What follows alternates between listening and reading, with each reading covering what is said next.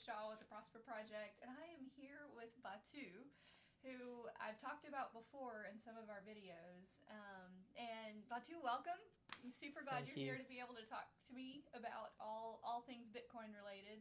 So you're actually going to be asking me questions today, Yes, though. today I'm the one who is asking the questions. Yes, yeah. Usually I'm asking you questions because I've Yes. always wanted to hear about your experience. And Batu, where you want to tell us a little bit just about yourself so that we get to know you a little bit better? Yes, I'm Batu. I'm from Turkey and I'm a college student and somehow meet with Alli, and I wanted to explore more about her opinions about Bitcoin since I'm from a different country and culture. It understand different in different cultures, and as she shared her thoughts with me, I just got interested in it. And today I'm just gonna ask her the questions that I've been asking her since the first day. And just so everyone knows, Batu has always thought or said Allie's the crazy Bitcoin lady, and that actually helped me that you said that when you were joking one time, because I thought, it does sound crazy to a certain extent because it almost sounds too good to be true. Exactly. Yes. Yeah, so when I answer those questions, you may think, hey, this sounds like it's too good to be true, but I wouldn't be saying if it weren't. So, Yes. yeah. Should we start? Yeah, let's do it. So let's start with what is Bitcoin. What is Bitcoin? Well, Bitcoin is a monetary system. And Okay, what is monetary system? yeah. Let's start with simple. Start with simple, yes. So a monetary system. A monetary system is just a system that creates, distributes, and regulates money. Like in Turkey, that would be the Turkish lira. Exactly. So in the monetary system, Turkish lira would be created by the central banks. It would be distributed by the banks, and then it would also be regulated by the banks. So that is how a typical monetary system works. It's the same way in the U.S. as well. So when I say Bitcoin is a monetary system, it's actually a completely separate creation, distribution, and regulation system from all of the other monetary systems. So it creates its own money, and it distributes its own money, and it regulates its own money. So it's different in that, like I mentioned with Turkey and with the U.S. and with all of the other national currencies and monetary systems, those are what we call centralized monetary systems. So there's one area of power that is in control of the money and how it's used. With Bitcoin as a monetary system, there is no one person, no one organization, no one nation that's in control of it. It's what we call decentralized. So it's actually run globally, so it's all over the world, and it's a software. So I may say like, oh, Bitcoin is a monetary system, but it's actually a software that runs its own monetary system. And that's pretty much what it is. It's a technology that's using software to be its own monetary system. Okay, I think that's important to understand, like how it differs from monetary system, since we use the same exact phrase for regular monetary system and Bitcoin. So Yeah. I think it is important to distinguish regular traditional monetary system and the Bitcoin. Yeah. So who controls it? Yeah. So if it's decentralized, who Exactly, controls it? yes. Yeah. That's a really good question, because when we talk about control, I always find it interesting what people mean when they ask that question of who controls it. It's controlled by the people who own it. So the Bitcoin that I own is controlled by me. It's controlled within that network of software, and yeah, whoever owns it has control of it. Because when you think about control in the traditional sense, we actually don't have control over our own digital money. For example, your bank account can be frozen. You can be denied access to it. So when we're talking about control on a personal level, the control that's in traditional systems is typically, again, the system. I don't know if you like the central bank is the ultimate control for it. But with Bitcoin, when you own Bitcoin, you are the one who actually controls it, as opposed to some way that your account can be frozen or things like that. Like that's not possible because of the decentralization of it. So when we talk about who controls Bitcoin as the money itself, it's the people who use it. But if you talk about who controls Bitcoin as the system itself, it's controlled by what we call miners. But they're not the ones who are deciding, how much Bitcoin is out there or what the rules are, things like that. All they're doing when we talk about control in that sense is they're managing it. The software itself, the Bitcoin monetary software, actually has its own rules and regulations built into it. And that's really important because no one is changing those rules. All they're doing is managing the process so that people like me or you or whoever owns Bitcoin actually owns it digitally instead of having to go through a third party like a bank or something like that. Okay, so how I see my Bitcoin on my app, it's not like a regular bank app, right? I actually own it. I don't agree to any terms or I'm not giving my control over to that bank or the app, the software I'm using, right? Yes, if you self-custody. So there's a difference between holding Bitcoin on an exchange and holding a Bitcoin in self-custody. When you hold Bitcoin on an exchange, they are the ones who are accessing your Bitcoin for you. So they actually work kind of like a bank in an exchange. But when you do something called self-custody, where you own your own keys, is what they call them, to your account, no, you're not going through a third party. You don't have to ask permission. It is in complete control in your hands. No difference than holding my cash in my pocket, right? Right, no difference from that. Yep, except it's digital. Okay. So where the value comes from? So yeah, where does the value come from? Yes, how I know how much my Bitcoin worth? Yeah, so there's different ways to look at value as well. Because some people will say, oh, well, Bitcoin is just, code and it doesn't have any real value because all it is code. And, depending on what you think adds value, I can see that. But, if you look at the piece of paper, I don't have any money, any cash money with me right now. But when you look at that, what gives that value? What is written on it, yes. What's written on it. Yes. So Bitcoin is the same way. It's what is giving it value and what gives it power is the utility of it, is how it is being used and how the system itself was built to make it be scarce. There's only 21 million Bitcoins, and so that means that it can't just be made more of. Like, people can't just go in, pump out a bunch of Bitcoin, and flood the market. So it's the utility of it, of us, who own it, being able to own it completely, but it's also that the system itself, the way it runs on the regulations that it has, it basically automates money. So, when you look at a centralized system, you're looking at people like Jerome Powell, central banks, things like that, basically making all the decisions. So the value of Bitcoin is basically how it recognizes human greed, and that when there's only a couple of people at the top making all the decisions, Bitcoin actually recognizes the propensity for human beings to be greedy, and it says, let's automate it. Let's actually build the decisions into the system already so that those decisions are simply managed. They can't be changed.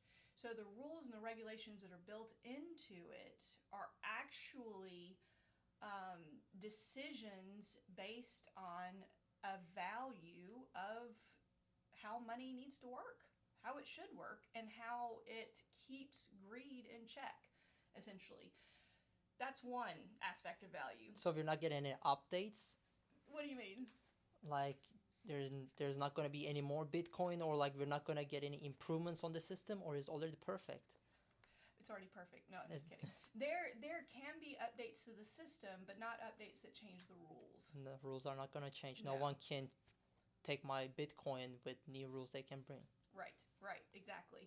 So that gives it value, the utility of it, and the fact that it's useful, that it is a useful native digital money, essentially.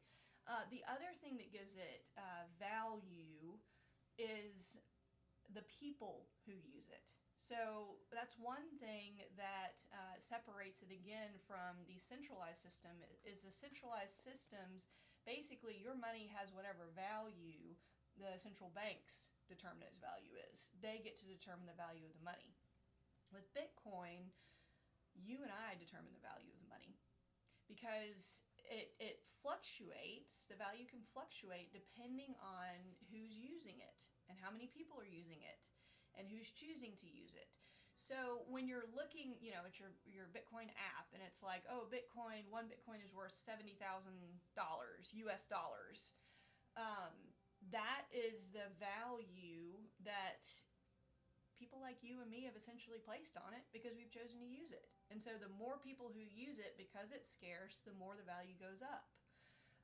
So it's one of those things where, again, typically central banks or governments will determine the value of money. But honestly, Bitcoin is just this incredibly democratic, decentralized monetary system because it's the people who use it who essentially determine its value.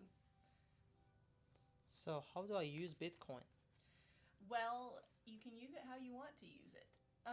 So Bitcoin does not have wide adoption right now. Like, not that many people are using it. I think it's maybe 2%, 2 to 5% worldwide adoption.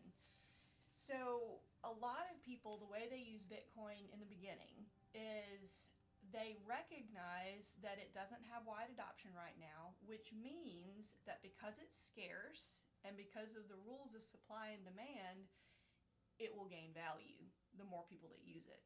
So a lot of people like to use it as an investment. And, they'll buy Bitcoin, they'll, self-custody it and leave it in self-custody for, I don't know, however many years. And they use it like that. Like, for them, it's an investment. But the reality is it was built to be a digital money. And so you can buy coffee with it if you want to. You use it the way you use any money. You buy coffee, you buy a house. I saw the other day someone bought a hot tub with their Bitcoin, which I just thought, oh, well, that's an interesting use case. So you get to choose how you use it, either as an investment that you hold on to for long term as it goes up in value, or as money, as a currency. So as long as we agree on trading with Bitcoin, we can trade whatever we want. That's right. There is no stop. Yeah, yep. And, one of the beautiful things about it that a lot of people don't know is that there are a lot of nations right now who are debanking people, which means that they're not allowing people to use the traditional banking systems. And it's huge for them to have access to a digital money that they don't have to ask permission to use. I think what people often miss is the freedom that affords. Literally, you can look at me and say, hey, can I pay you in Bitcoin? And I say, sure. And we send it over the Bitcoin network, and it's done. We didn't have to ask permission, go to a bank, cash a check, jump through all those hoops. We just used it. Yeah, so, yeah. Exactly. Especially from someone from a different country. If I have a problem with my credit card or my bank card from Turkey, I need to call them. But because of the time difference, sometimes I cannot reach them when I need my money. So I think that's an important aspect, that it's worldwide. Yeah. And I don't need to ask for permission. I don't need to make a call to a bank which is over the seas. No, that's exactly right. I will say too, with that, I mentioned with the adoption of it and it going up in value, that also means that it goes down in value because real people are using it in real time. So one of the biggest struggles people have, which is very understandable, is its volatility and how a lot of people struggle to use it as a currency because they're kind of like, well, if I don't know exactly what price it is on what day, how can I use that as a currency? Yeah. Which makes a lot of sense, which is why a lot of people, what they do is, again, start out with it as an investment and let it grow and then use it as a currency off of the profit that they make. So it's one of those things where if you are using it in that way, the track record of Bitcoin is phenomenal. I mean, in 2009 when it was created, there were only, I think it was like a cent. It was like 1 cent in 2009. But because people kept using it and saw the utility of it and the value in it, you look today and it's $74,000 per coin. I mean, there is no stock, there is nothing you could have invested in, S&P 500, NASDAQ, whatever, that would give you that kind of return. And so it's just very interesting to me how the value of it is it's determined by real people using it. But again, people do get really nervous with the volatility, and I get that. I don't want to Yeah. I don't want to pay, get $1,000 in Bitcoin and suddenly I look tomorrow and it's $500. Yeah. But if you hold it long enough, it's only ever gone up as people recognize the utility and recognize the value of that utility. Yeah. So what's the difference between Bitcoin and the crypto? Like, it can get mixed up pretty easily. Yeah, it really can. So Bitcoin actually stands on its own. Other cryptocurrencies are owned typically by, either a business or the creator of them. And so that means that they can put different crypto into the system anytime that they want. So they're still controlling it. Other crypto is still centralized. It's not centralized by the government or a central bank, but it's centralized in that the creator of it is still the owner of it, essentially. Okay. And so, there's all sorts of other types of crypto. There's a lot of scams. Yeah. With a lot of crypto out there. So Bitcoin stands on its own because it was built to solve problems. It wasn't built to make the creator money. So that's kind of a big deal. I heard the stories about like someone pumping their own crypto and just like advertising it, then selling all their crypto for profit, but I never heard the story for Bitcoin. I only heard the pizza story. Where I got buy the pizza with couple Bitcoins and like I'm pretty sure he's not happy with that transaction. I know, something like 20,000 or I don't remember how many Bitcoin, but he would have been like a billionaire at this point if he had done it. And I will say with other cryptocurrencies too, if you hear about Bitcoin being in a scam, the reality is the Bitcoin system itself has not been scammed. Where scams can happen in Bitcoin is with the exchanges that we talked about before that basically function as banks. So if you hear, there was a scam that involved Bitcoin, that type of thing, or hacks or things like that, that's talking about the exchanges. So I need to be careful for that. The system is built for protect me, so I need to be smart with it. Yeah, exactly. And, there are good exchanges out there to use, but self-custody, it's the best way to go because you can't be hacked. The Bitcoin monetary system has never been hacked. We can, make a connection like holding the cash in your pocket like old days or like losing your credit card, basically, yes. Yeah, definitely. Well, I hope that answered. That helps a lot. Yes. Yeah. But like I said in the beginning, you're usually the one I'm asking questions to.